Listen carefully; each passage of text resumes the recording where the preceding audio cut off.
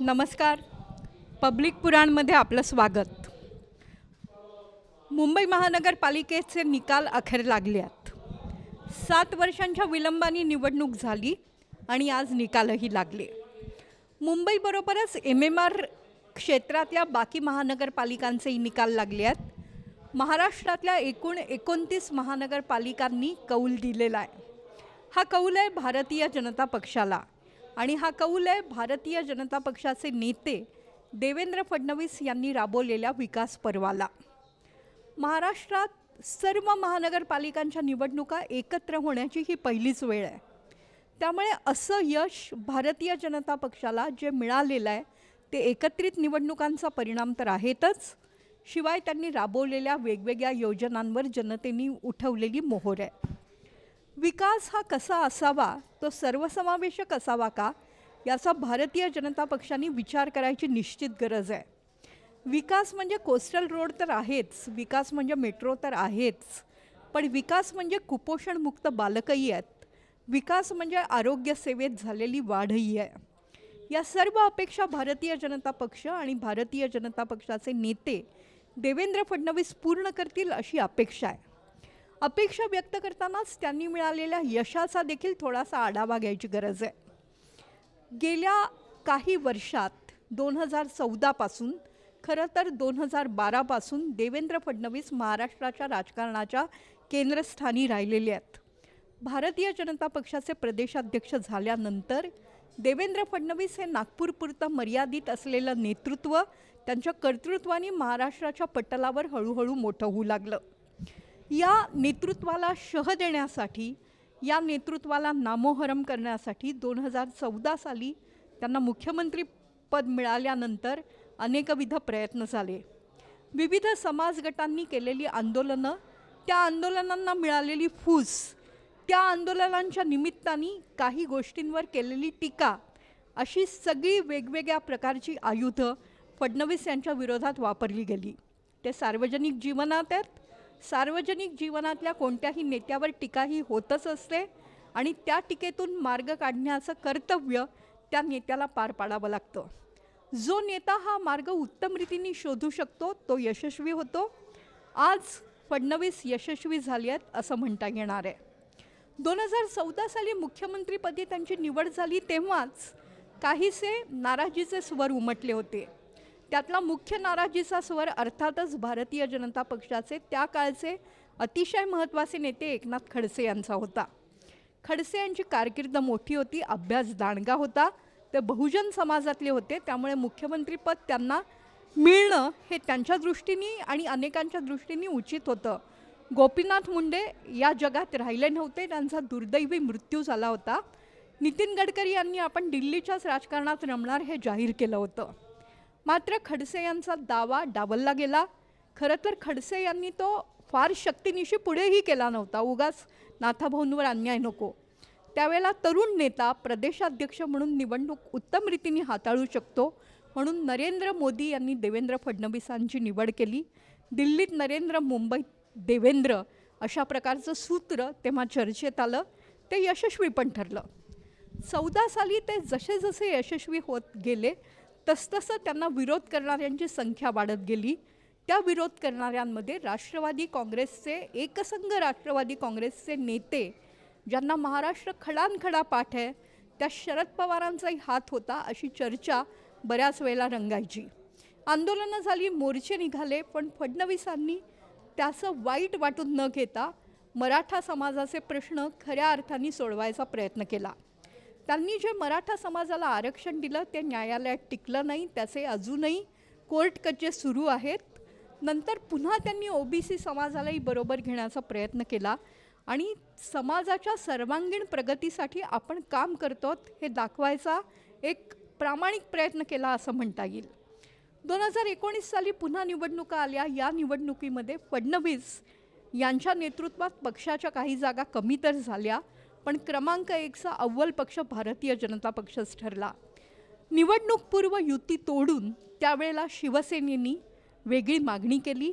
त्या वेगळ्या मागणींनी झालेलं महाभारत हे महाराष्ट्रातलं राजकारणातलं एक भलं मोठं रामायण आहे. उद्धव ठाकरे यांनी मुख्यमंत्रीपद आम्हाला मिळालं पाहिजे असा दावा करत वेगळी आघाडी तयार केली. त्यावेळी काँग्रेसनीही त्यांना पाठिंबा दिला आणि मग पवारसाहेबांच्या आग्रहामुळे मला स्वतःलाच मुख्यमंत्रीपद स्वीकारावं लागलं असं उद्धव ठाकरे यांनी नमूद केलं. बाळासाहेब ठाकरेंना वडिलांना मी शब्द दिला होता शिवसैनिकाला मुख्यमंत्री करीन, तो पूर्ण करण्यासाठी मी हे केलं असं ते म्हणतात. शिवसैनिक म्हणजेच उद्धव ठाकरे होते आणि त्यामुळे ते मुख्यमंत्री झाले. ठाकरे प्रथमच राजकारणातही आले, निवडणुकीच्या मैदानात आदित्य ठाकरे उतरले होते आणि रिमोट कंट्रोल न राहता उद्धव ठाकरे मुख्यमंत्री झाले. त्यांच्या या मुख्यमंत्री पदाच्या वेळेला जो काय धक्का भारतीय जनता पक्षाला दिला गेला होता त्याचा भारतीय जनता पक्षाने महासत्ता म्हणून, महाशक्ती म्हणून आडमार्गाने वचपा काढला. एकनाथ शिंदे यांनी बंड केलं, त्या बंडाला 40 शिवसैनिकांनी, आमदारांनी प्रतिसाद दिला.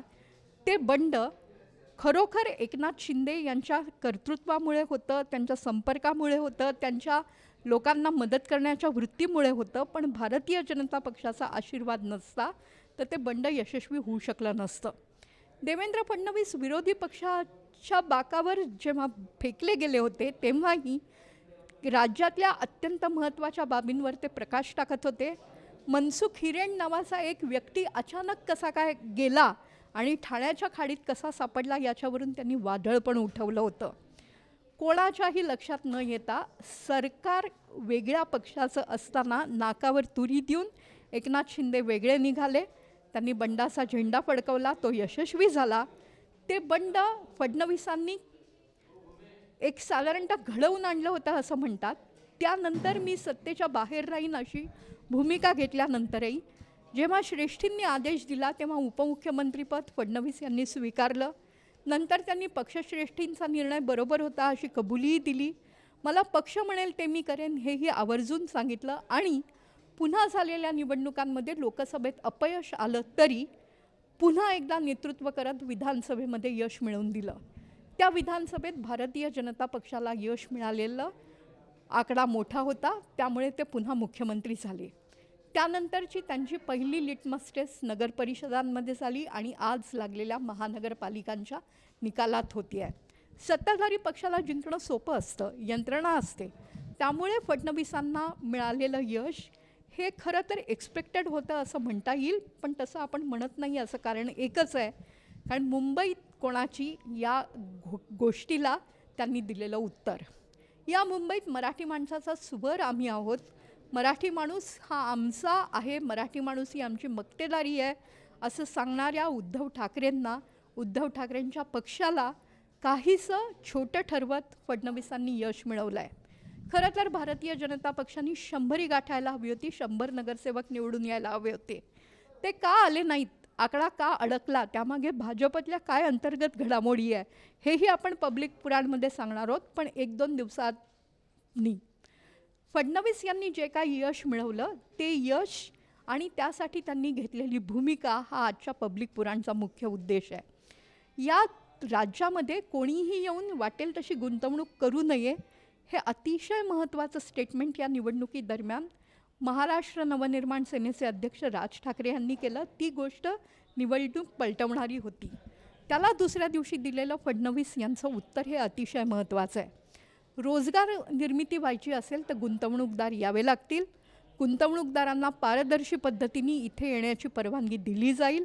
मोदींच्या कार्यकाळात आर्थिक प्रगती झाली आहे आणि ती तशीच होत राहील हे निस्संदिग्धपणे सांगणारा एक सार्वजनिक जीवनातला नेता या दृष्टीने फडणवीस यांनी स्वतःची प्रतिमा अत्यंत उंच करून घेतलेली आहे. फडणवीस यांची प्रतिमा, ही भाषा, ही शैली आणि ही वृत्ती नागरिकांना आवडते हे निकालांनी दाखवून दिलं आहे.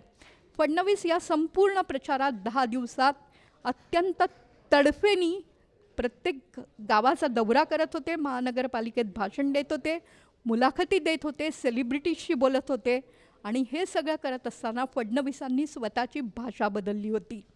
फडणवीसांना जेव्हा उद्धव ठाकरेंनी एकतर तुम्ही राहाल नाहीतर मी राहीन असं सांगितलं होतं तेव्हाही ते अत्यंत सात्विकपणे तुम्हीही राहाल आणि मीही राहीन म्हणाले होते. पण यावेळेला मात्र त्यांनी त्यांचे आईवडील हिंदू आहेत का हा प्रश्न उद्धव ठाकरेंनी उपस्थित केल्यावर थेट शिवाजी पार्कच्या मैदानात माझा आकाशातला बाप मी आजही हिंदुत्वाचं काम करतो आहे म्हणून आनंदी असेल, स्वर्गातून तो माझ्याकडे कौतुकाने पाहत असेल आणि शिवसेना प्रमुख आपले पिताश्री उद्धवजी आपल्याकडे कशा भावनेने पाहत असतील, आपण रशीद मामूबरोबर बसले आहात हे बघून त्यांना वाईट वाटत असेल हे नमूद करायला विसरले नाहीत. फडणवीसांचा हा आक्रमक चेहरा कधीतरी दिसतो, महाराष्ट्राला खरं तर तो पहिल्यांदाच दिसला. मर्द असेल त्यांनी पुढे यावं अशी मोदींच्या 56 इंच छातीशी नातं सांगणारी भाषा फडणवीस यांनी या प्रचारादरम्यान वापरली. फडणवीस शहरी नेते आहेत, मोठ्या प्रमाणात गुंतवणूक आणतायत, पण अरेला कार्य उत्तर देण्याची त्यांची ही प्रतिमा महाराष्ट्रातल्या जनतेला आवडली असल्याचा कौल आज मिळालेला आहे. भारतीय जनता पक्षाच्या नगरसेवकांची संख्या वाढलेली आहे. हे नगरसेवक खरोखरच त्या महानगरपालिकेच्या प्रगतीत योगदान देतात का, हा मोठा प्रश्न आहे. फडणवीस यांनी आभाराचं भाषण करताना, जनतेला अभिवादन करताना प्रत्येक निवडून आलेल्या नगरसेवकाला काम करा, उन्मत्तपणे वागू नका ही जाणीव दिली आहे. ती जाणीव खरंच प्रत्यक्षात उतरते का आणि महाराष्ट्रातल्या अनागोंदी कारभार झालेल्या महानगरांचं चित्र बदलतं का, त्याकडे आपण निश्चित लक्ष देऊ. आपल्या त्याबद्दलच्या ज्या सूचना असतील त्या आम्हाला कळवत राहा. आम्ही ट्विटरवर आहोत, आम्ही इंस्टाग्रामवर आहोत, आम्ही फेसबुकवर आहोत. पब्लिक पुराण येत्या काही दिवसात असेच नवनवीन विषय घेऊन महाराष्ट्रातल्या शहरांचा लेखाजोखा मांडत आपल्यासमोर येणार आहे. उद्धव ठाकरेंच्या यशाची, MIMच्या मोठ्या वाढलेल्या ग्राफची पण पब्लिक पुराण चर्चा करत राहणार आहे. पब्लिक पुराण जरूर पहा आणि आपल्या प्रतिक्रियाही कळवत जा. नमस्कार.